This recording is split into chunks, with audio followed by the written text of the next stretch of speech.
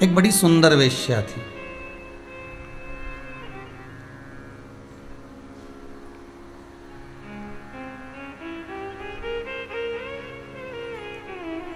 महाकाल बाबा की नगरी में रहती थी, बड़ी सुंदर थी। इतना तो श्रृंगार करती, इतने तो गजरे बेणियां सब लगाकर खूब भ्रमण पर जाया करती।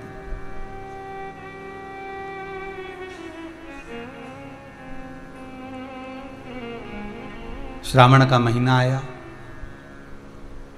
और श्रावण का महीना जैसे ही आया तो उस वैश्या को ये ज्ञान नहीं था कि श्रावण के महीने, क्योंकि नई नई आई थी, श्रावण उसके सामने पहली बार आया। श्रावण का महीना उसके सम्मुख में पहली बार आया। उसको इसका भान नहीं था कि श्रावण का महीना आएगा या भादो का महीना आएगा या कुंवार आएगा या कार्तिक, उसको इससे मतलब नहीं। उसको तो केवल वैश्य तत्व से मतलब था।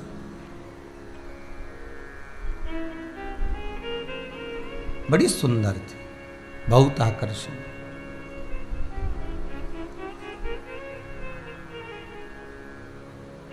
शिव महापुराण एक बात कहती है, ऊपर का श्रृंगार आप किसी के लिए भी करो, मना नहीं है, पर इस भीतर के श्रृंगार को तो केवल आप देवाधिदेव महादेव के लिए करिए। ये ऊपर का श्रृंगार आप किसी के लिए भी करो, क्योंकि मेरे देवाधिदेव महादेव को ऊपर के श्रृंगार से कोई मतलब नहीं होता।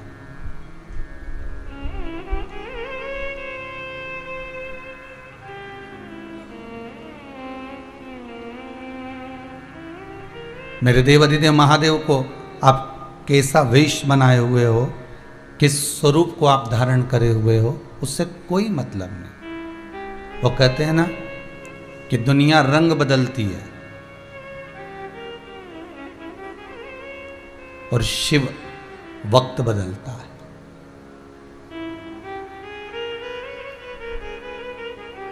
मेरा कालाधिपति महाकाल, मेरा शंकर अगर कुछ बदलेगा तो आपका समय, आपका वक्त कब बदल देगा आपको भी अंदाजा नहीं होगा।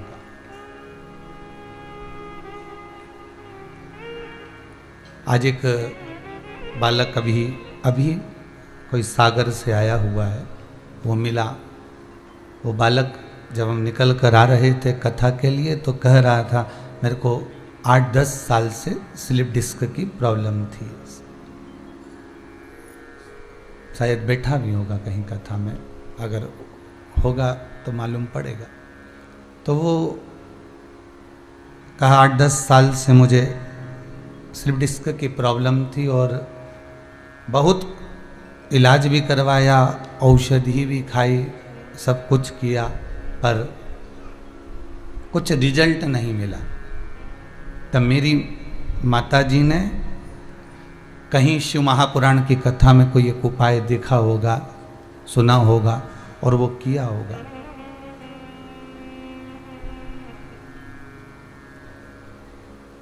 और जब वो उपाय किया तो अब बाबा की ऐसी कृपा हुई कि मैं स्वस्थ हो गया, इसलिए प्रणाम करने के लिए इस भूमि पर कुबेरेश्वर धाम में आया हूँ। ये बाबा की कृपा। फिर वही बात कहूँगा, दुनिया के लोग रंग बदल सकते हैं,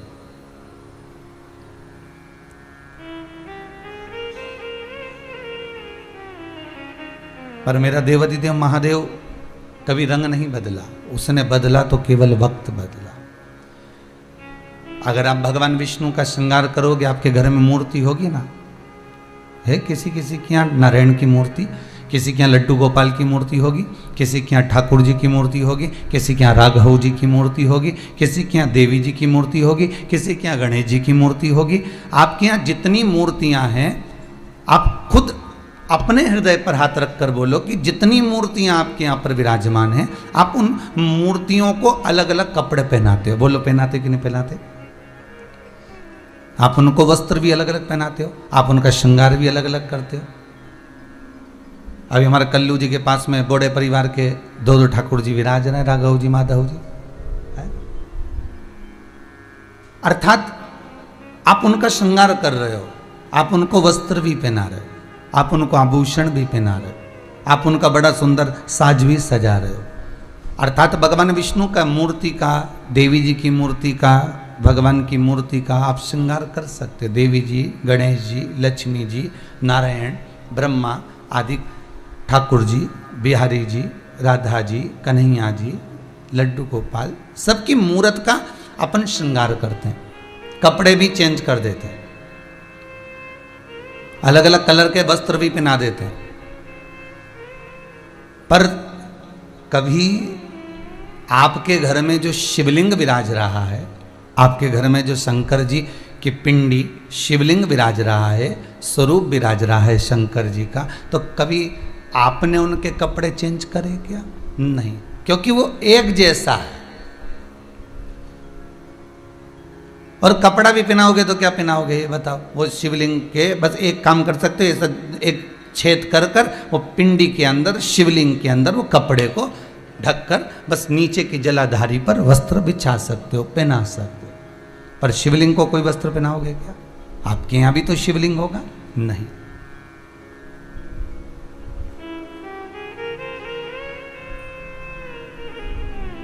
ना वो वस्त्र बदल रहा है, ना वो रंग बदल रहा है, वो तो केवल एक काम करता है कि उसकी शरणागति में जो आ गया और उसका कर्म का भोग वो देख लेता है कि कितना भोग रहा है, उस कर्म से उसको छुड़ाने का प्रयास कर देता है। ये जो वैश्या है ये सब जगह रही, पर रहने के बाद में आखिरी में जब पहुंची तो उज्जैनी पहुंची। सांदीपनी ऋषि की वो नगरी, बाबा देव अधिदेव महादेव की वो धरा, मां छिपरा का पावन तट, अगर ये वेश्या पहुंची तो वहां पहुंची। शिव के धाम में, शंकर के दरवाजे पर, चाहे उज्जैनी हो, विश्वनाथ की नगरी काशी हो, ओमकारेश्वर हो, सोमेश्वर हो, केदारेश्वर हो, नागेश्वर हो, त्र्यंबकेश्वर हो, परली बैद्यनाथ हो, बाबा धाम हो या कुबेरेश्वर धाम, शिव के दरवाजे पर व्यक्ति ऐसे जा ही नहीं सकता। शंकर के दरवाजे पर कोई ऐसे जा, क्योंकि शिव कहां का निवासी है? या तो कैलाश पर रहता है या फिर वो शमशान में रहता है। आप बद्रीनाथ चले जाओगे, केदारनाथ चले जाओगे, आप रामेश्वर, द्वारका, जगन्नाथ सब दूर घूम कर रह जाओगे, वृंदावन, गोकुल, बरसाना 50 बार चले जाओगे, सब दूर चले जाओगे। पर आपसे कोई कहे कि आपसे कोई पूछ ले, क्यों जी तुम ये बताओ कि तुम कैलाश कितनी बार गई?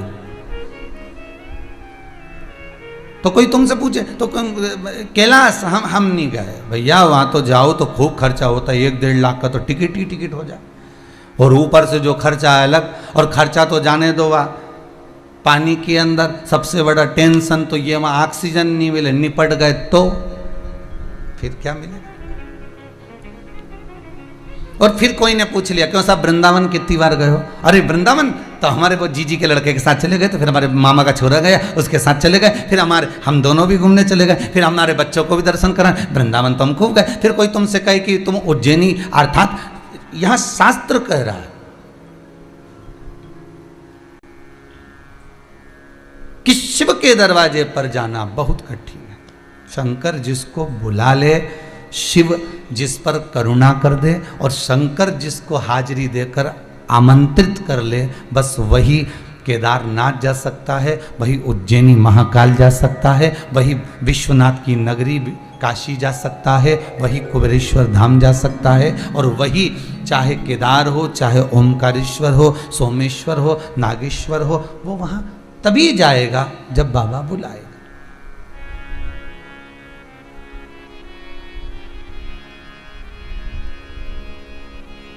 आप में से कितने लोग हैं जो आस्था चैनल पर कथा सुन रहे हैं, मोबाइल पर कथा सुन रहे हैं? आपसे निवेदन करूंगा, आप में से कितने लोग हैं जो सुबह मॉर्निंग वॉक करने शमशान जाते हैं? कोई जाएगा? नहीं।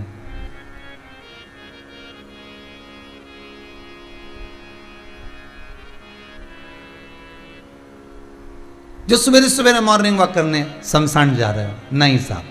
अगर आप मॉर्निंग वॉक करने जाएंगे तो हाईवे पर निकल जाएंगे, रोड पर निकल जाएंगे, सोसाइटी में निकल जाएंगे, गलियों में निकल जाएंगे, कॉलोनी में निकल जाएंगे, जहां तुम्हारा मन पड़ेगा, कहीं गार्डन होगा, कहीं अच्छी जगह होगी, वहां निकल। पर शमशान भी तो गार्डन है। सब दूर भीड़ मिलेगी, वहां मिलेगी, वो तो अभी कोरोना में मिली, बस इसके सिवाय कहाँ मिली। और देखा जाए तो कोरोना में तो मेला भरा हुआ था शमशान के अंदर, है। सबदुन नंबर लगते देखे थे, पर शमशान में नहीं देखे थे, है। किराने की दुकान पर, दवाई की दुकान पर, है। और साथ में जो सरकारी जो सामान मिलता है ना, ये सोसाइटी आदि का आदि जो चीज़ मिलती हैं, जहाँ जहाँ से, वहाँ पर लाइन लगते हुए देखा था। पर शमशान में कभी लाइन लगते हुए नहीं देखा था। पर बाबा के धाम में वहाँ भी लाइन लग गई। कौन जाए? मेरा कैलाश अधिपति, मेरा शंकर, मेरा शंभु, मेरा त्रिकालदर्शी, मेरा शिव जिस स्थान पर बैठा हुआ है, उस स्थान पर दुनिया का कोई व्यक्ति बिना बुलाए जाता ही नहीं है। शंकर भी शमशान में अगर बैठे हुए हैं तो शिव जिसको बुलाएंगे वही शमशान तक पहुंच पाता है। उसी तरह शिव के धाम तक वही पहुंच पाता है जिसको शंकर ने आमंत्रित करा।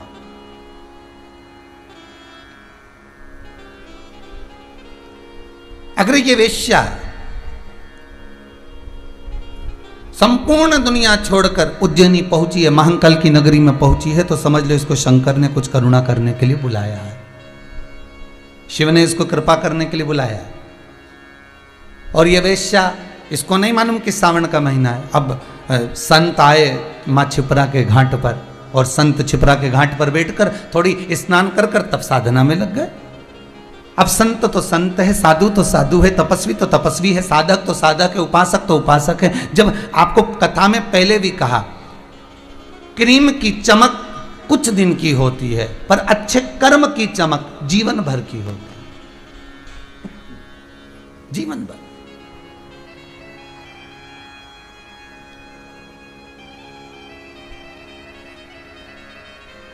संत, ब्राह्मण, गुरुजन, साधुजन, तपस्वी जन और घर के जितने भगत, चाहे मेरी ये आस्था चैनल पर कथा सुनने वाली बुजुर्ग माताएं हों, चाहे ये बहुएं हों, चाहे ये बेटे हों, चाहे पिता हों, चाहे उनके बच्चे हों, जो भगवान की भक्ति में लगे हुए हैं, जो भगवान के भजन में लगे हुए हैं, जो भगवत चर्चा में लगे हुए हैं, जो भगवत स्मरण में लगे हुए हैं, दो व्यक्ति को देखना। एक जो कभी भगवान का भजन नहीं करता, जो कभी मंदिर नहीं जाता, जो कभी देव स्थान नहीं जाता, जो कभी तीर्थ नहीं जाता, जो कभी स्मरण नहीं करता, एक उसको देखिए। और एक जो भजन में डूबा हुआ है उसको देखिए। दोनों के चेहरे की चमक आपको अलग दिखेगी। गुरु के चेहरे की चमक अलग दिखेगी, संत के चेहरे की चमक अलग दिखेगी, साधक के चेहरे की चमक अलग दिखेगी, ऋषि के चेहरे की चमक अलग दिखेगी। जो तपस्या में लीन है, तपस्या में जो साधक लगा हुआ है, तप साधना में जो डूबा हुआ है, उसके चेहरे की चमक अलग दिखेगी। ये चमक, ये दमक, फुलवन में महक, सब कुछ सरकार तुम्हीं से है। जो कुछ है सब उसी की है।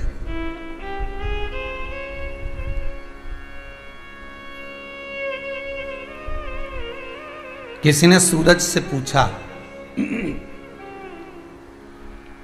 ये सूर्यदेव, आप में जो चमक है कहां से आई है? सूर्य कहता है ये चमक मुझे चंद्र ने दी है। चंद्र से पूछा जाए कि आपके पास में ये चमक कहां से आई, तो कहा जब मुझे शंकर भगवान ने अपने मस्तक पर धारण करा, अपनी जटाओं की शोभा बढ़ाने के लिए मुझे मस्तक पर जब बिछाया, जब मुझे विराजमान करा, जब बिठाया गया, बस उस शंकर की जटा में जो गंगा विराज रही है, उस गंगा की धार की चमक चंद्र कहता है मुझ में आ जाती है, और वो चमक मुझे सूर्य को देना पड़ती है। कभी मुझ में चमक कम होती है तो सूर्य मुझे प्रदान कर देता है, सूर्य मुझे दे देता।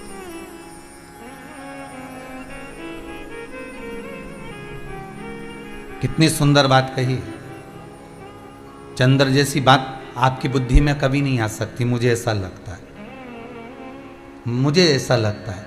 क्योंकि आपसे कोई पूछे साहब बड़े चमक रहे हो, क्या बात है, खूब बढ़िया जोरदार कपड़े वपड़े दिख रहे हैं, खूब जोरदार राशि ठाट दिख रहा है, खूब पैसा वैसा दिख रहा है, क्या बात है। तो आपके मुख से निकलेगा हाँ वो तो है ही सरी, आज मैंने खूब जोरदार क्रीम पोता है। कौन सा क्रीम लगाया? तो मैंने ये वाला लगाया। आज मैंने ये कपड़े पहने, और ये कपड़े कोई साधारण कंपनी के नहीं, एक नंबर ब्रांड के हैं। आप अपना बखान कर रहे, आप अपना बखान कर रहे। पर सूर्य से पूछा गया कि तुम्हें चमक कहां से आई, तो कहा चंद्र से मिली। चंद्र से पूछा गया तुम्हें चमक कहां से है, तो कहा देवाधिदेव महादेव की जटा में जो गंगा विराजमान है उस गंगा की चमक मुझ में है, उसकी शीतलता मुझ में। गंगा से पूछा आप में इतनी चमक कहां से आ गई, आप में इतनी चमक कहां से आ गई। गंगा कहती है ये चमक अगर मुझे मिली है तो देवाधिदेव महादेव के पास से प्राप्त हुई है। देवाधिदेव महादेव से पूछा गया कि आपके पास इतनी चमक कहां से आ गई, तो शंकर भगवान कहते हैं ये सारी चमक जितनी भी है मेरे पास में, जिस नाम को मैं नित्य जपता हूं, मैं जिस नाम का स्मरण करता हूं उस नाम ने मुझे प्रदान कर दी है, उस चमक वो नाम की है। तो सीधी सीधी बात है कि भगवान भी अगर चमक रहे हैं तो मंत्र के बल पर, नाम के बल पर, स्मरण के बल पर चमक रहे हैं, तो आप क्यों ना चमक सकते हो उस भगवान के नाम के बल पर, उस भगवान के स्मरण के बल पर क्यों नहीं चमकोगे।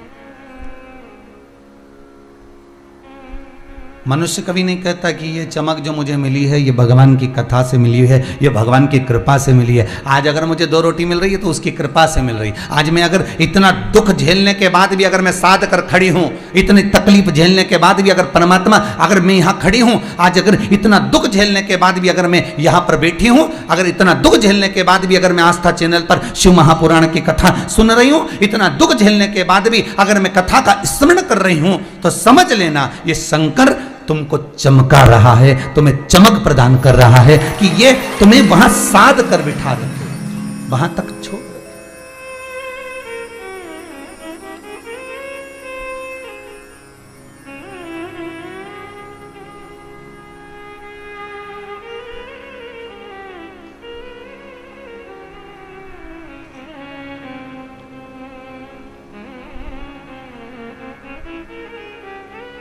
जब कथा चालू करी थी, हमने आपको पहले भी कथाओं में कहा कि हमारी इतना हमारे पास में नहीं था कि हम धोती भी बहुत चेंज कर सके। आप सीहोर के, आप कभी इधर आए कुबेरेश्वर धाम, तो एक आध बार सीहोर जाना, घूम कर आना, भ्रमण कर कर आना, सीहोर के लोगों से पूछना कि ये पंडित प्रदीप मिश्रा के पास में कुछ था। टीन के मकान में रहते, पिताजी चने का ठेला लगाते,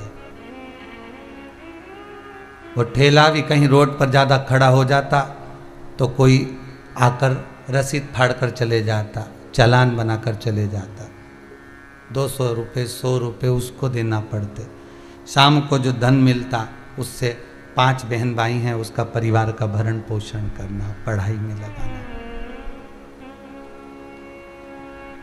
बड़ी मुश्किल से 2 धोती मिली थी, एक मेरे गुरुजी ने दी थी गुरु मंत्र लेते समय, और एक धोती एक माता ने दे दी थी। अब वो कथा चालू करी, धोती भी इतनी नहीं थी, वो धोती में लग गए फूल के दाग। अब धोती कौन बदले, क्या करा जाए।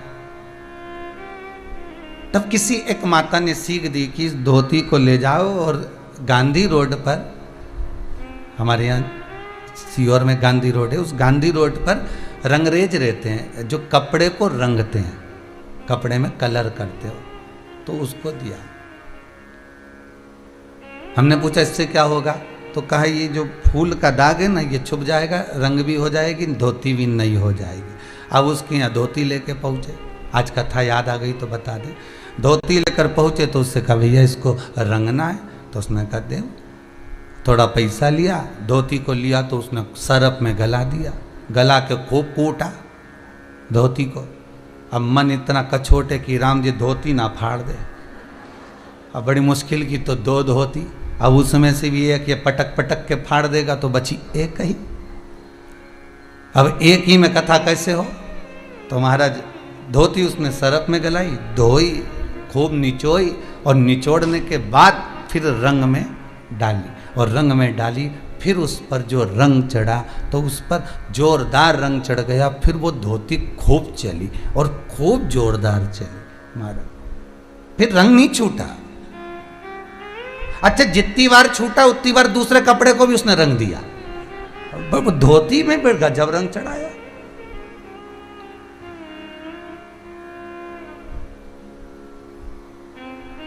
अब जिस कपड़े के साथ वो धोती धो उस कपड़े में रंग चढ़ा देती थी। आज वो धोती याद आ गई तो ये जीवन भी हमारा ऐसा ही है। किसी सदगुरु की शरण में जब जाओ, शंकर के मंदिर में जब जाओ, शिव की शरण में जब जाओ, तो ये समझ कर जाना कि हम धोती हैं और ये रंगेगा तो रंगने से पहले धोएगा जरूर, मतलब पछटेगा, दुख देगा, तकलीफ देगा, कष्ट देगा, रगड़ेगा, सरफ में डालेगा, भिंगोएगा, तब निचोएगा, दुनिया का सारा दुख भगवान देगा, तब जाकर भक्ति का रंग ऐसा चढ़ा देगा। फिर जिसके साथ जाओगे उसको भी रंगीन बना दोगे, फिर रंगेगा।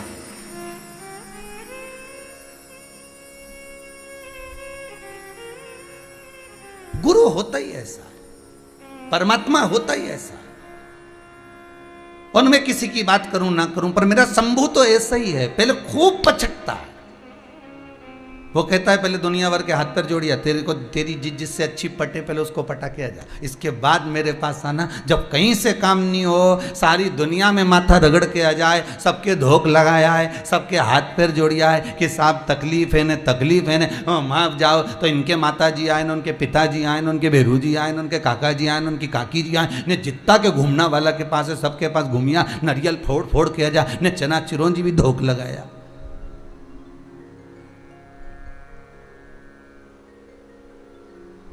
अच्छा एक बात बताओ रे भाई, सबको सारा देवी देवता आता है पर किसी को शंकर जी क्यों नहीं आता रे?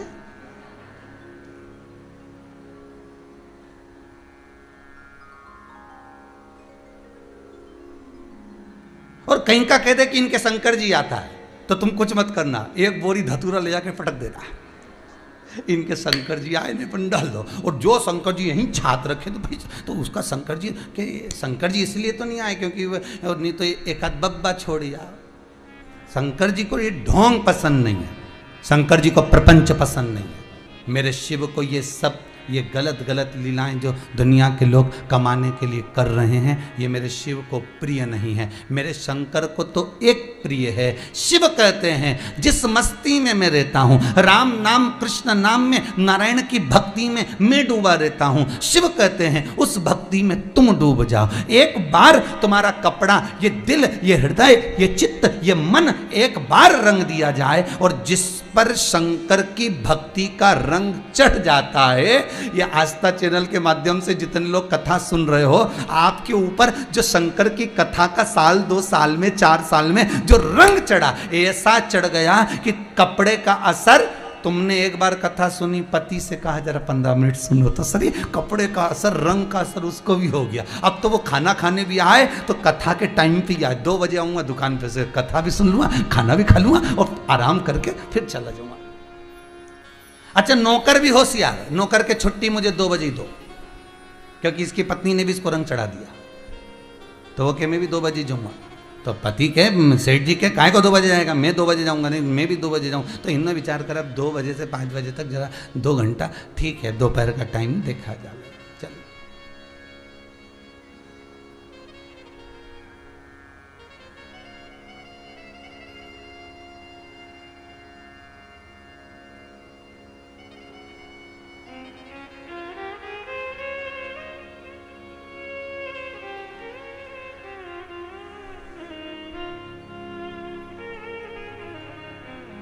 बंगाल के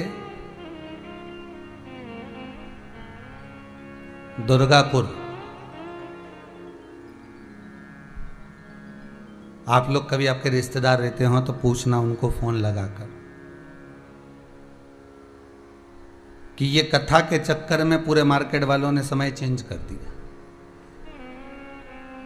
कभी आपको मौका मिले और कोई आपका बंगाल में दुर्गापुर में कोई, आप पता करें ना, बूढ़े जी बोले हमने मालूम करा है, तो कभी पता करिएगा बंगाल के दुर्गापुर, पूरे उस दुर्गापुर क्षेत्र में जहाँ कितनी दुकानें होंगी, लगभग कि दुकानों का मैं वर्णन नहीं कर सकता, लाखों दुकानें होंगी, उन्हें समय चेंज कर दिया।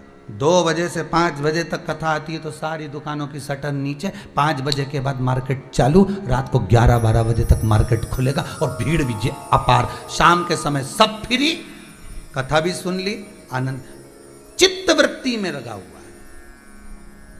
इस शिव महापुराण ने केवल एक व्यक्ति को नहीं बदला है, शिव महापुराण ने कई लोगों की बस्तियों को बदल दिया है।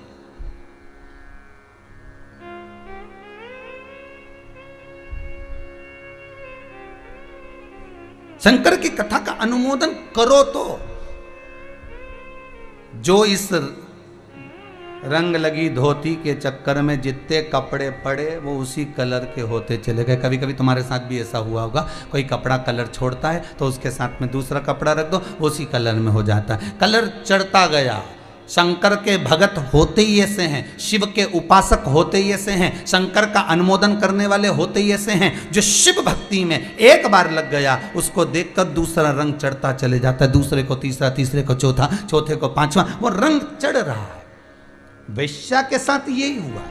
अभी तक नहीं जानती थी कि संत क्या होते हैं, अभी तक नहीं जानती थी कि ऋषि क्या होते हैं। अब जितनी सुंदर ये थी उससे ज्यादा सुंदर ऋषि और संत थे जो उज्जैनी में छिपरा के तट पर श्रावण के महीने में श्रावणी करने के लिए पधारे थे।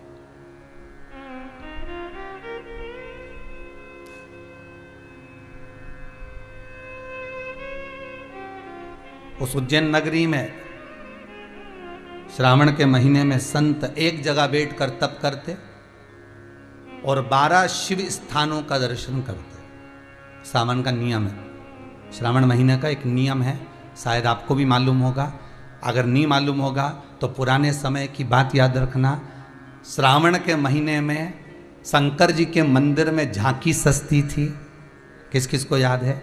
वो सब जितने आस्था पर कथा सुन रहे हो, फेसबुक यूट्यूब पर सुन रहे हो, याद करिए। श्रावण के महीने में मंदिर में शंकर के मंदिरों में झांकियां सजती थी। मट्टी का शिवलिंग बनता था, उसका श्रृंगार होता था। कभी कोई श्रृंगार करते थे, कभी कहीं झूला लगा देते थे, कभी कभी कोई श्रृंगार करते थे, कभी फूलों का, कभी किसी चीज का, कभी किसी चीज का श्रृंगार करते थे। और बच्चे थे अपन, सब छोटे थे, अपने माता पिता का हाथ पकड़कर शंकर जी के मंदिर में श्रावण के महीने में दर्शन करने जाते थे।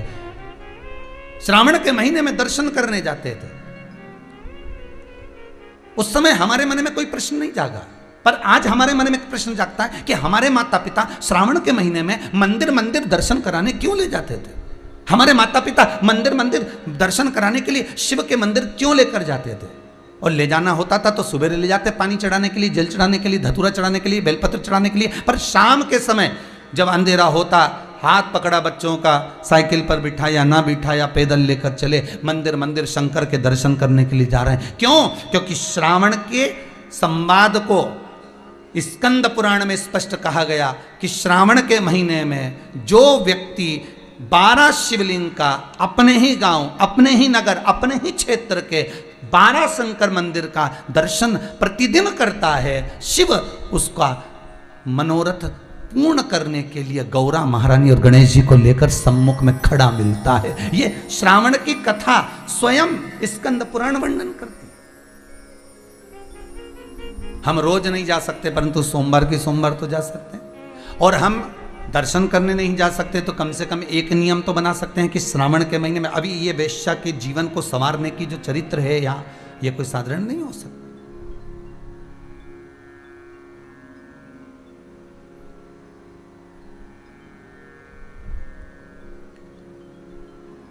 आज वैश्या से ज्यादा सुंदर संत, साधु, तपस्वी, साधक, उपासक, ये बाहर की सुंदर थी, वो भीतर के सुंदर थे। उनकी चित्तवृत्ति भक्तिमय थी। उनके भीतर शिव बसा हुआ था, शंकर। वेश्या ने एक ऋषि को देखा, कितने सुंदर, क्षिप्रा महारानी के जल का तेज पुंज उस ऋषि के चेहरे पर चमक रहा था। ऋषि के चेहरे, तपस्वी के चेहरे पर चमक रहा। वेश्या ने विचार करा, इतना सुंदर है ये पुरुष, इतना सुंदर, क्यों ना मैं इसके करीब में जाऊं। गलत विचार रखकर, वेश्या की दृष्टि में वो पुरुष है, ऋषि नहीं। संसार के ऐसे कई लोग हैं, कई लोग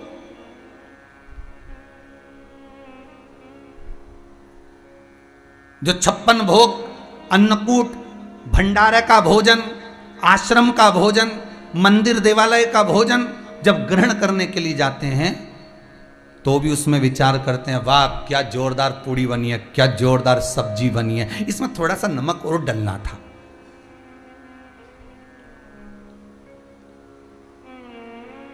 सब्जी अच्छी बनी पर थोड़ा नमक डलना था।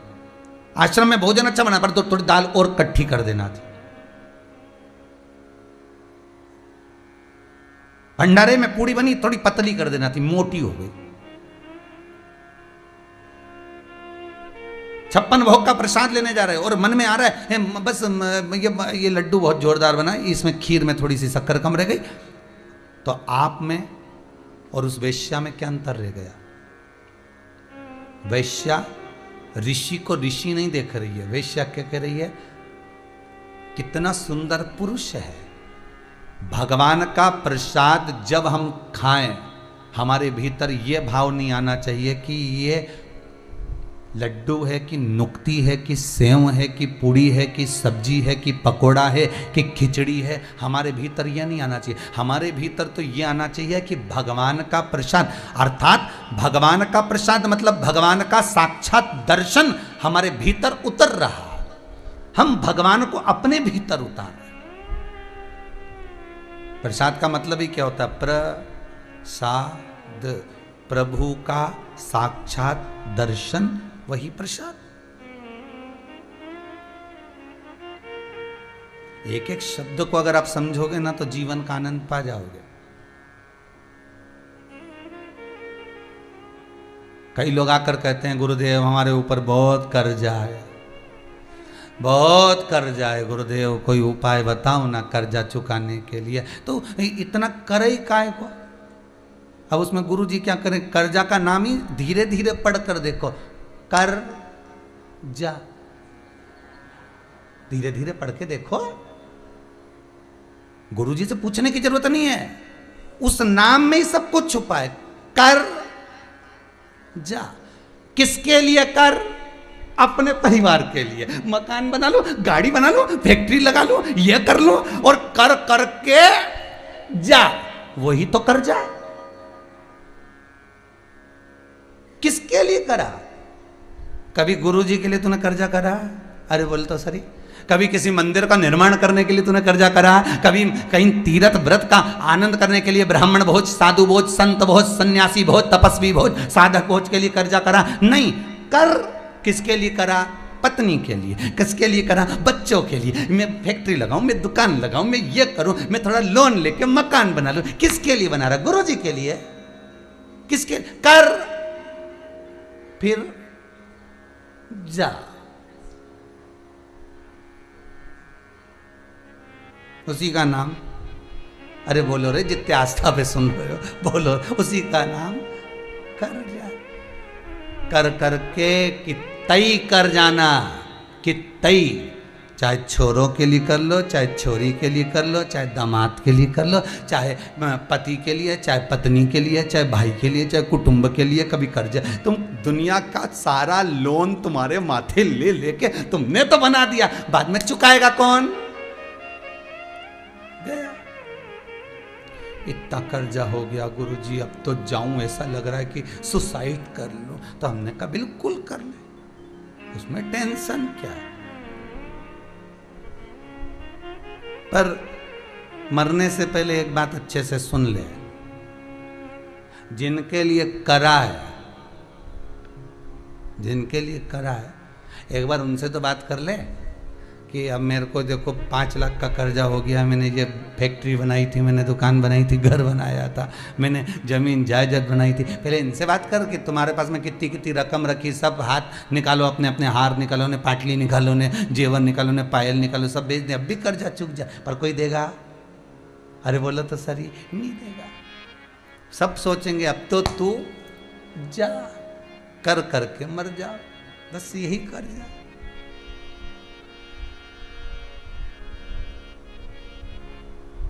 शिव कहते हैं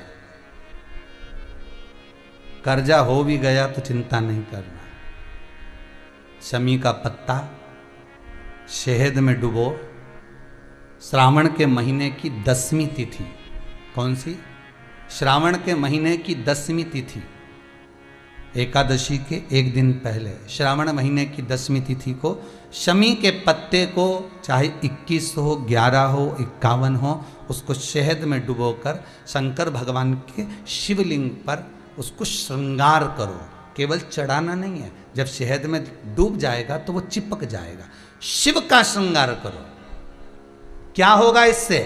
तो लिंग पुराण कहती है, नर्मदा पुराण कहती है, शंकर का जब हम शमी के पत्ते को शहद में डुबोकर श्रृंगार करते हैं, शंकर कहते हैं इसने मेरा श्रावण महीने में श्रृंगार करा है, तो क्यों ना मैं भी इसका धन का श्रृंगार कर कर इसको कर से मुक्त कर दूं, तब कर्जा चुकता,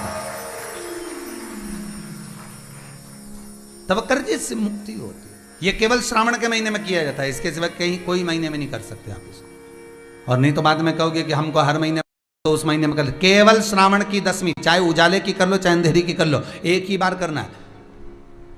2 10वीं पे भी नहीं करना है। श्रावण महीने की 1 10वीं पर अगर आपने इस 10वीं पे कर लिया तो अगली पे मत करना, अगली पे करा तो इसमें नहीं करा तो कोई बात नहीं, एक पर करना है बस, 1 10वीं। कितना भी कर जाओ, कितना भी लोन चढ़ा हुआ है, भगवान अब उसके भरोसे पर छोड़ दो कि हमने कुबेर भंडारी के भरोसे पर छोड़ दिया, हमने कुबेरेश्वर महादेव के भरोसे पर छोड़ दिया, हमने तो शिव को दे दिया। पर विश्वास रखकर, भरोसा रखकर, यहाँ ये पूरे आप कुबेरेश्वर धाम में कभी भी आओगे ना, तो यहाँ कोई बाबा जोगी घूमता नहीं मिलेगा। यहाँ तो हम भी नहीं मिले तुमसे, टाइम ही नहीं इतना कि तुमसे मिले। राम नाम जपें कि तुमसे मिले, भगवान का भजन करें कि तुमसे मिलते फिरे। और कई लोग तो अंदर पत्र भी भेजते हैं, श्रीमान जी आए हैं, जरा 5 मिनट मिल लो। हमने कहा कुबेरेश्वर जी से मिला दो। हमारे पास आए क्या? मिलने तो कुबेर भंडारी से आए, हमसे मिलने आओ तो बात दूसरी। कुबेरेश्वर महादेव से मिलने आयो, अपना दुख, अपनी तकलीफ, अपना कष्ट, अपना रोग, अपनी बीमारी, अपनी बात हमसे मत कहो। इस भूमि पर खड़े होकर जो बोलोगे वो उससे कहो। हमारे दुख तो वो काटता है, तो हम किसी के दुख काट सकते हैं क्या? नहीं, दुख वो काटेगा, तकलीफ वो मिटाएगा, कष्ट वो काटेगा, उससे कहो।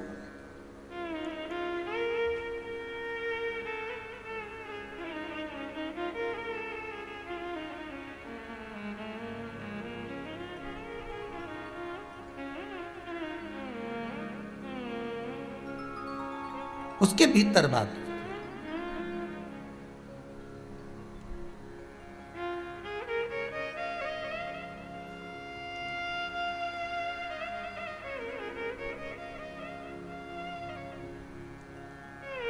बस वेश्या की चित्तवृत्ति में उतर गया वो ऋषि का स्वरूप। उसने कहा ये पुरुष बड़ा सुंदर है, उसको ऋषि नहीं दिख रहा। भगवान का प्रसाद, प्रसाद उसी को दिखता है जिसके भीतर प्रभु विराजमान होता है, तो उसको प्रसाद दिखेगा। जिसके भीतर प्रभु नहीं उसको प्रसाद कहाँ दिखेगा। एक कितना सुंदर बात कही, एक पति पत्नी का जोड़ा गुरुजी के यहाँ कथा सुनने जाता था। खूब कथा में गया, खूब कथा में, गंगा जी के घाट पर गुरुजी रहते थे और गंगा जी के घाट पर वो कथा सुनने के लिए जाता। खूब कथा सुनते। उनका एक पुत्र था, एक बेटा। 4 बेटे में से एक बेटा ऐसा था जिस बेटे के पांव विकलांग थे, बस घुटने के बल रगड़ कर चलता था। होते हैं कई लोग, आपने भी देखा होगा, उसके पांव खराब थे दोनों। गुरु पूर्णिमा का दिन जब निकलते निकलते उन्होंने कहा हम तो गुरु जी के आश्रम से जाएंगे ही नहीं, यहीं सेवा करेंगे, यहीं पर विराजमान होंगे। समय निकलता गया, गंगा जी के घाट पर गंगा दशहरे का उत्सव आ गया। गंगा दशहरे का जब उत्सव आया, खूब भीड़ पड़ी अपार, गुरु जी के आश्रम में ढेर भीड़ पड़ी। और उसी में जो व्यक्ति इतने महीने से रह रहा था, उसी व्यक्ति ने आज गंगा दशहरे के दिन गुरु जी से प्रश्न किया, गुरुदेव हमें सेवा करते हुए आज कम से कम 20 साल हो गए, आपके यहाँ आते हैं, सेवा करते हैं गुरुदेव। गुरु जी बोले हाँ, मेरा बेटा जिसके पांव खराब हैं वो भी सेवा करता है, रगड़ रगड़ कर झाड़ू लगाता है, बुआरी लगाता है, कभी कभी फूलों की माला बना देता है, उसके पांव खराब हैं गुरुदेव। हाँ गुरुजी एक प्रश्न करना है। गुरुजी बोले बोलो क्या प्रश्न करना है? प्रश्न केवल इतना सा है गुरुदेव कि जब हम इतनी सेवा करते हैं, इतनी आराधना करते हैं, इतनी आपकी चाकरी करते हैं, भगवान की भक्ति में 20 साल से लगातार जुड़े हुए हैं, हम मंदिर जाते हैं, कई बार आपके सामने भी प्रश्न आता होगा, मैं मंदिर जाती हूँ, अगरबत्ती लगाती हूँ, धूप बत्ती लगाती हूँ, दिया लगाती हूँ, पानी चढ़ाती हूँ, जल चढ़ाती हूँ, पंचामृत स्नान कराती हूँ, शंकर जी को बेलपत्र चढ़ाती हूँ, शंकर जी का अनुमोदन करती हूँ, भगवान ठाकुर जी की सेवा करती हूँ, घर में पूजन पाठ कोई नहीं करता, मैं जितनी करती हूँ, उसके बाद भी दुख क्यों? उस व्यक्ति ने भी यही कहा कि मैं इतना करता हूं, मेरी पत्नी इतना करती है, मेरा परिवार इतना करता है, खूब गंगा में डुबकी लगाए, खूब स्नान, खूब पूजन करे, इसके बाद आखिर क्या कारण है कि मेरे बेटे को रगड़ कर चलना पड़ता है, उसका पांव बेकार हो गया, मैंने कौन सा पाप करा था?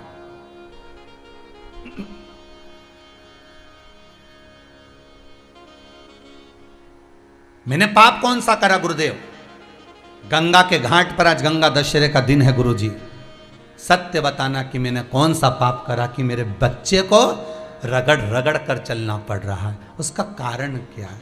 इतने में गुरुजी बोले, अगर इतनी पब्लिक में हजारों लोग गुरु दीक्षा लेने आए हैं, हजारों लोग गंगा नहाने आए हैं, इसने एकांत में प्रश्न नहीं करा, प्रश्न भी करा तो इतने लोगों में प्रश्न करा, उत्तर नहीं दूंगा तो आज बात रह जाएगी।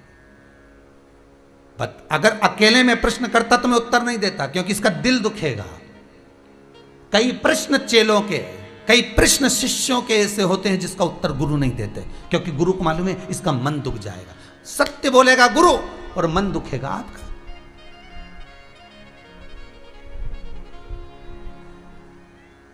कई बार ऐसा हुआ कि गुरु सत्य नहीं बोल पाया, इसलिए मौन हो गया, बोल ही नहीं सका।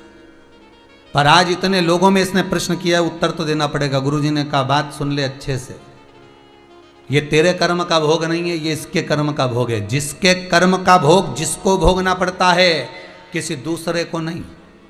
ये पूर्व समय में एक किसान का बेटा था, ये गांव में रहता था, किसान का बेटा था, बड़ा सुंदर था, बड़ा ज्ञानवान था, बड़ा विद्वान था, किसी चीज में कमी नहीं थी, बड़ा सुंदर, पूरा शरीर अच्छा दिया था भगवान ने इसको। फिर इसके पिताजी खेत में काम करते, माँ इसको रोटी का 2-4 रोटी बनाकर पिताजी के लिए देती, थोड़ा सा अचार रख देती, भोजन सब्जी रख देती, इसको दे देती, सिर पे रख के जाता, पिताजी को भोजन देकर आता। जी गुरुजी।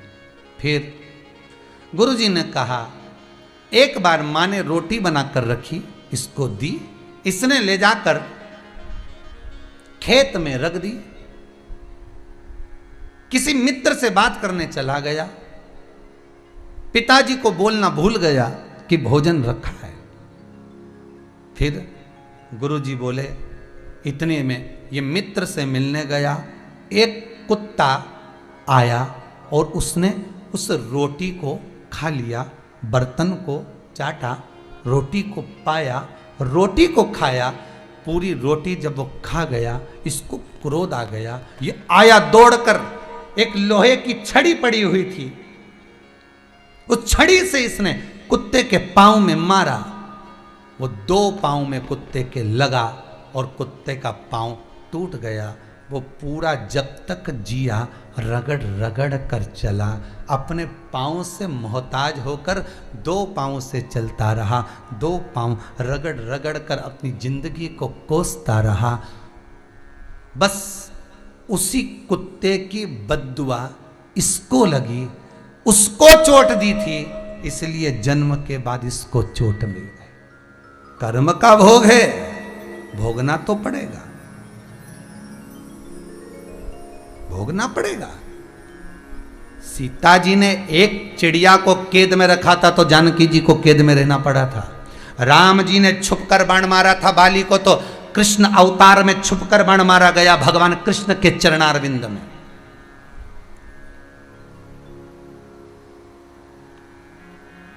रोना तो पड़ेगा, कर्म है, भोगना पड़ेगा। दुख आया, कोई बीमारी आ गई, कोई रोग आ गया, किसी पर दोष मत देना कि इसने कुछ कर दिया होगा, इसने कहीं टोना कर दिया होगा, कहीं टोटका कर दिया होगा, कहीं ऐसा कर, किसी पर दोष मत दो, किसी पर नहीं। दोष किसका है? अपने कर्म का, जो ऊपर से पुराना कर कर आए हो वो तो भोगना पड़ेगा। इसलिए बार बार कहते हैं मत बुरे कर्म कर बंदे वरना पछताएगा, भगवान की आंखों से तू बच नहीं पाएगा, तू बच नहीं पाएगा। इसलिए बार बार कहते तेरा क्या होगा रे। देखो अब की बार तो हम बोले ही नहीं, तुम सबने बोल दिया, तेरा क्या होगा कालिया। कर्म का भोग है, भोगना पड़ेगा। अच्छा करोगे अच्छा मिलेगा। अगर करेले का बीज बोगे तो करेला ही मिलेगा, नीम का बीज बोगे तो नीम ही मिलेगा, और अगर तुम प्रेम का आनंद का बीज बोगे तो प्रेम और आनंद ही मिलेगा। ये वो फसल है जो आपको काटना है, आज नहीं कल काटना है। अच्छा कर कर चलोगे अच्छा प्राप्त होगा।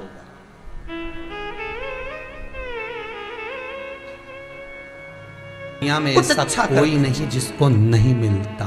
सेवा का फल अवश्य मिलता है।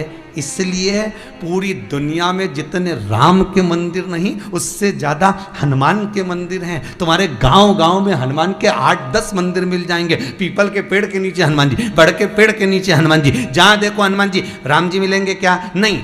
गांव गांव में राम का मंदिर नहीं मिलेगा। बड़े बड़े शहरों में जगह जगह चले जाओ, तुम्हें अगर पूरी पृथ्वी पर सबसे ज्यादा मंदिर मिलेंगे तो हनुमान जी के मिलेंगे। जितने राम के मंदिर नहीं उतने हनुमान के हैं। तो इतने मंदिर राम के बनना थे तो हनुमान के क्यों बने? उसका कारण केवल एक है, हनुमान जी ने राम जी की इतनी सेवा करी, इतनी सेवा करी कि भारत की भूमि पर सेवा पूजा गई। इसलिए हनुमान की सेवा ज्यादा होती है, पूजन ज्यादा होती है, क्योंकि राम की सेवा करी है हनुमान जी। सेवा करने वाला जगत में पूजाता है। आप भी करो, आप भी शंकर की सेवा करो, आप भी भगवान की सेवा करो। एकांत में जाकर कहीं सेवा में लगो तो सही। सेवा का फल ना मिले तो बताना।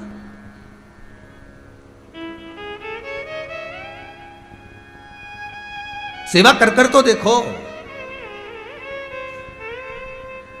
सेवा करना नहीं चाहते हम तो, बस इतना चाहते हैं कि कहीं का ऐसा महाराज मिल जाए जो ऐसी बूटी घुमाए और हंडा निकल के बाहर आ जाए, सोने की मुद्रा मिल जाए। बस ऐसा कहीं का महाराज मिल जाए। तो ऐसा महाराज तो सीहोर में नहीं मिले रे, सीधी बात हो। तुम बाकी के यहाँ तो एक ही महाराज है, वो कुबेरेश्वर महाराज है, उसका नाम ही कुबेरेश्वर भंडारी है।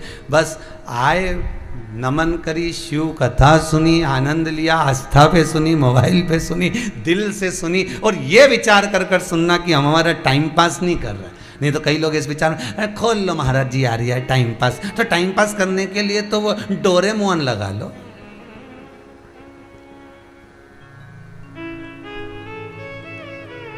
रिमोट तो तुम्हारे हाथ में। जब महाराज से बोर हो, तुम्हें लगे कि अब टाइम पास, तो तुम तुरंत वो चैनल चेंज कर दो। दूसरा महाराज आ रहा होगा, खूब सारे धार्मिक चैनल है, इतने सारे धार्मिक चैनल, इतना सारा महाराज सब आ रहा है। और अब तो इतना सारा महाराज सब भागवत छोड़ी ने शिव पुराणी करी रिया है।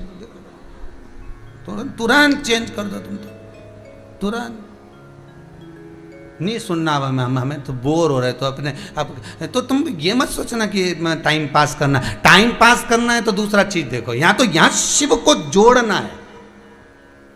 यहाँ टाइम पास नहीं करना है, यहाँ तो घड़ी सुधारने की बात चल रही है साहब, कंपनी का माल है। यहाँ तो हमारा जो समय बेकार चल रहा है उसको संवारना।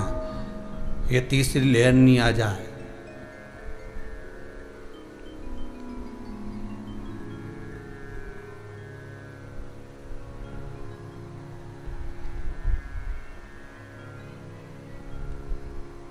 एक पत्नी छत के ऊपर झूला बनवाई, उस पे झूल रही थी।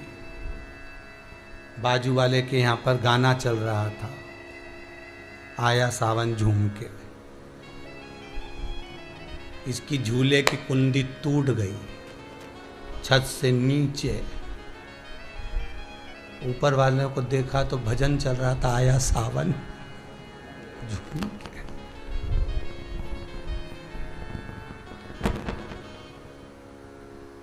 चित्तवृत्ति में, स्मरण में शिव से केवल एक संबंध जोड़ दो आप, उसको दिल से कुछ कहने का प्रयास करिए। अभी बहुत भीड़ चल रही है सावन के महीने में, तो मंदिरों में खूब, अभी तो फिर भी कम है, अभी तो कावड़ वावड़ नहीं जा रही है, नहीं तो कावड़ की यात्रा निकले से तो कितनी भीड़ रहे। और काशी में, उज्जैनी में कितनी कावड़ आए, शंकर भगवान खूब बेलपत्री में, धतूरे में सब दबे दबाए। यहाँ तो फिर भी उज्जैनी में तो शिवलिंग बड़ा है तो दर्शन हो जाए, काशी में तो छोटे, और ऊपर से सब बेलपत्री सब सामान चढ़ा हुआ। और कावड़ वाले कावड़ लाला के जो पानी चढ़ाए जाए, वहीं का गंगा जल भर लिए चढ़ा, और दूर दूर से लाए चढ़ाए जाए। पार्वती जी कई बार शंकर जी से भी कहती हैं, प्रभु कैसे हो? शिव जी बोले चुपचाप बैठी रहे। मुनि का दर्शन, ऋषि का दर्शन करती है और विचार करती है कि कितना सुंदर पुरुष है, कितना सुंदर पुरुष है। और ये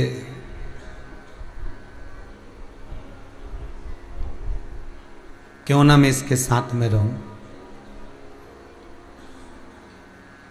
गई और जाकर ऋषि के सम्मुख में जैसे ही पहुंची है, उस मुनि के सामने, ऋषिवर के सामने जैसे ही पहुंची, बस जाकर कहा, आप बड़े सुंदर पुरुष हो। उज्जैन नगरी में रहने वाले वो संत, वो साधु, वो तपस्वी, वो साधक, वो उपासक, वो ऋषिवर, आप बड़े सुंदर हो, मैं आपके साथ में रहना चाहती हूँ। ऋषि ने कहा, एक काम करो, पहले छिपरा जी का स्नान करिए आओ, उसके बाद फिर आ जाओ। अब वैश्या के मन में छिपरा स्नान का कोई भाव नहीं था, पर ऋषि के कहने पर, अर्थात पुरुष के साथ रहना था, इसलिए जो छिपरा जी में स्नान करने के लिए गई, जब निकल कर आई तो आने के बाद जैसा उसका स्वरूप था उससे वो विपरीत थी।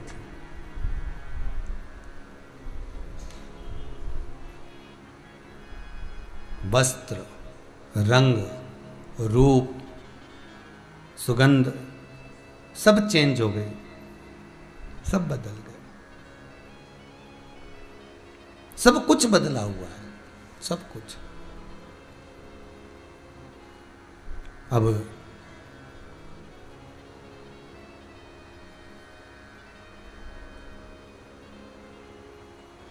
आंखों में जल भरा हुआ था उस वैश्या के,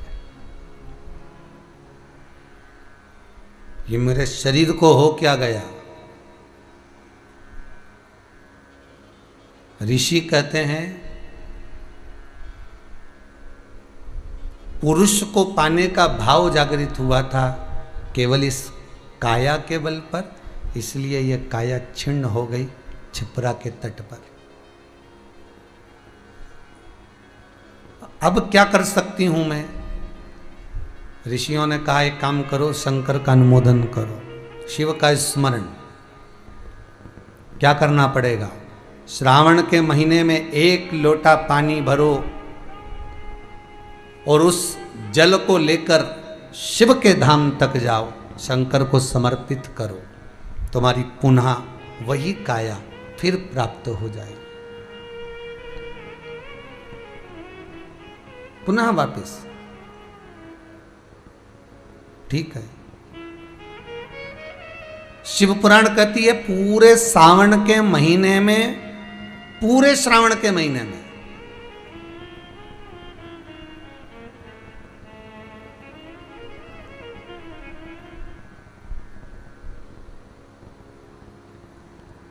पूरे श्रावण के महीने में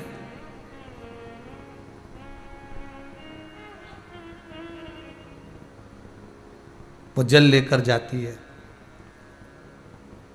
और पूरे श्रावण के महीने में जब वो जल लेकर चली है और उस जल को शिव को समर्पित कर रही है, पूरे श्रावण के महीने में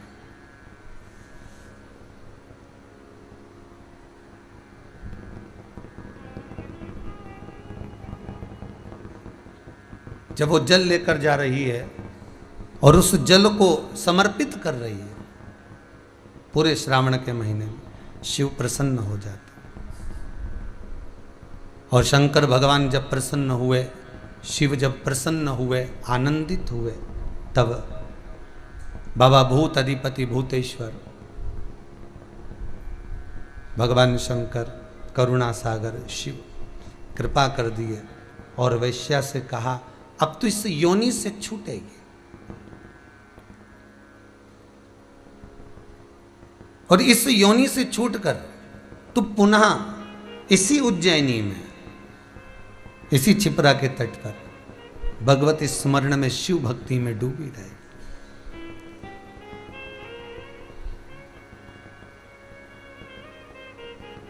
शिव भक्ति में डूबना, शंकर की शरणागति प्राप्त करना, शंकर के चरणारविंद तक पहुंचना, महाराज ये शिव ही कर सकता। एक बात बहुत ध्यान से सुनिएगा,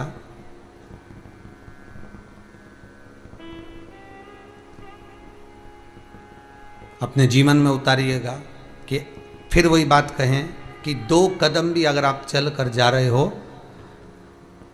2 कदम भी अगर आप चल कर जा रहे हो, तो वो 2 कदम भी अगर आपको कोई चला रहा है तो वो शिव ही चला रहा है, केवल शंकर, शिव के सिवा कुछ। महाराज सती मैया माता प्रसूति के गर्भ से जन्मी।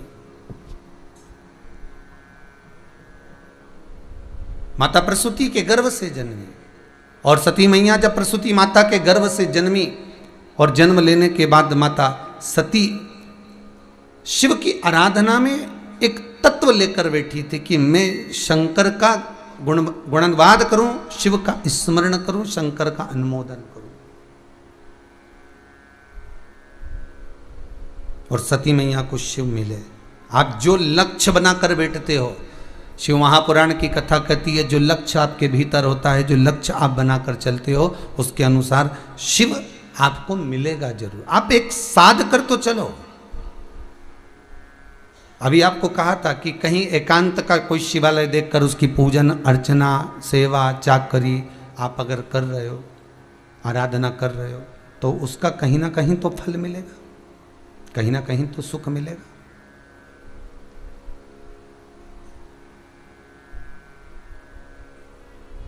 वो फल अवश्य प्राप्त होगा। जैसे ये सोनम जी, विजय जी, बोड़े परिवार ये आए थे और बाबा देवादिदेव महादेव की इस धरा पर आकर उनके मन में भाव जागृत हुआ कि एक बार शिव महापुराण की कथा शंकर जी कैसे भी करा दे। तो बाबा मौका मिला और बाबा ने कराया। ये शिव की आराधना से प्राप्त हुआ है। शंकर की आराधना बिगर नहीं मिल सकता। कहीं ना कहीं शिव आपके भीतर 3 महीने में कहीं ना कहीं शिव बाबा किसी ना किसी रूप में कहीं करुणा करा होगा, तब जाकर ये पावन कथा प्राप्त हुई। और हम तो आप सबसे निवेदन करेंगे, जितने आस्था चैनल के श्रोता हैं, जितने कथा को सुनने वाले हैं, सबसे निवेदन यही है कि आप भी बाबा से विनती जरूर करें कि बाबा भले तुम पटक लो, धो लो, निचोड़ लो, पर निवेदन केवल इतना है कि एक बार इस मन पर इस बुद्धि पर, इस चित्त पर अपना रंग जरूर चढ़ा देना, और वो रंग एक बार चढ़ गया तो संसार के सबको वो रंग चढ़ ही जाएगा, ये पक्का है। आप उसको चढ़ाने का प्रयास जरूर करना, बस वो चढ़ जाए।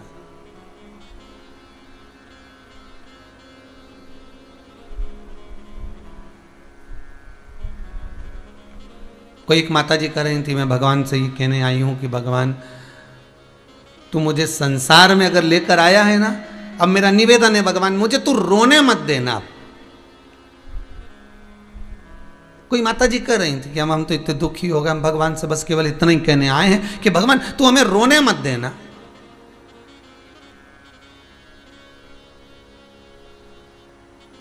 हमारा निवेदन केवल इतना सा है गुरुजी कि हम भगवान से बस इतना कह दें कि भगवान तू हमें रोने मत देना। तो हमने उनसे कहा तुम भगवान से ये मत कहो कि रोने मत देना, तुम तो भगवान से इतना कहो कि भगवान तेरे दरवाजे के बाद किसी के दरवाजे पर झुकने मत देना। तो बात खत्म,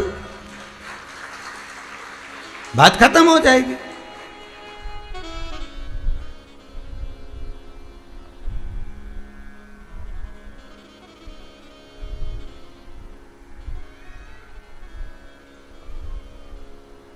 फिर क्या सोचना है? अगर हम इतना कह दें कि भगवान से हे शंभु, हे त्रिकालदर्शी, हे कैलाशी, हे अविनाशी, बस इतना सा निवेदन कि तेरे दरवाजे के बाद में किसी के दरवाजे पर झुकने मत देना। बस अगर झुकूं तो तेरे दरवाजे पर झुकूं, तो सीधी बात हो गई कि नेत्र में आंसू देगा ही नहीं, उसके उसका जो हो गया फिर क्या सोचे।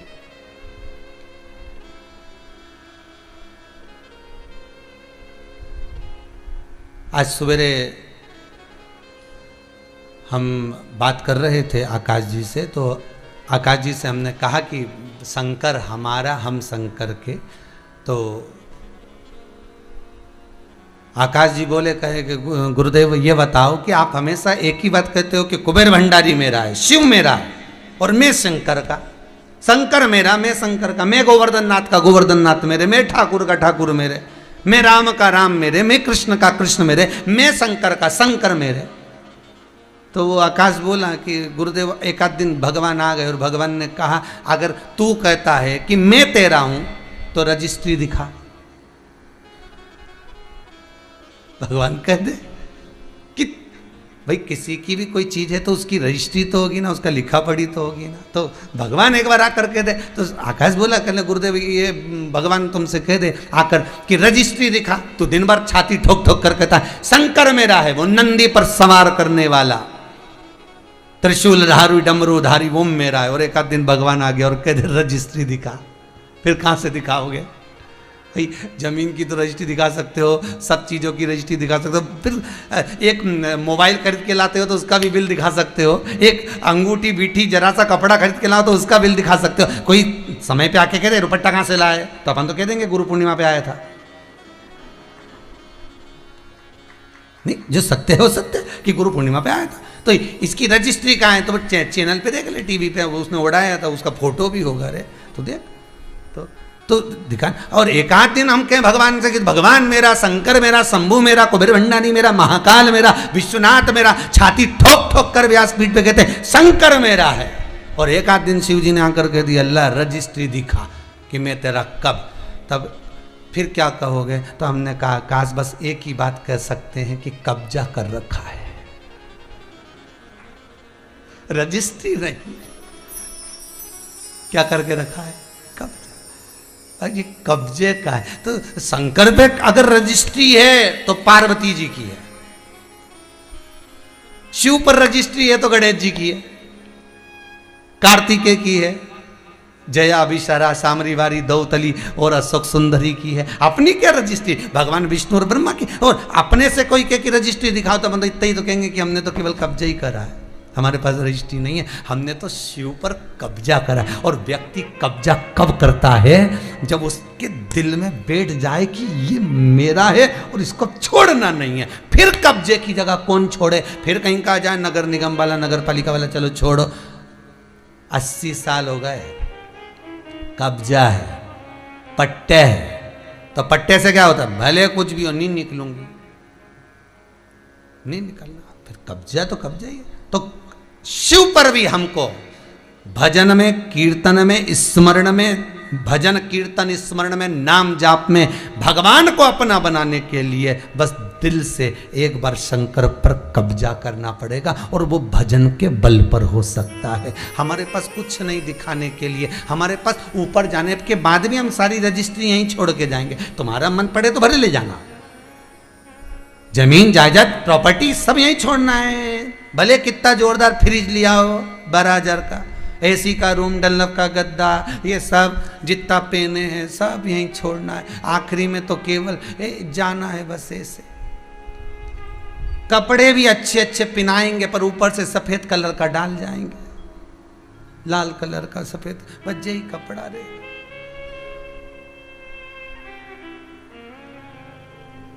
सब छोड़ना है यहीं, सारी रजिस्ट्री यहीं रह जाएगी, सब कुछ। पर शिव का स्मरण करा हुआ, भजन करा हुआ, कीर्तन करा हुआ, मंत्र जाप करा हुआ, नाम जाप करा हुआ, बस वो अकेला हमारे साथ जाने वाला, वो फिर नहीं छूटेगा हमारे, वो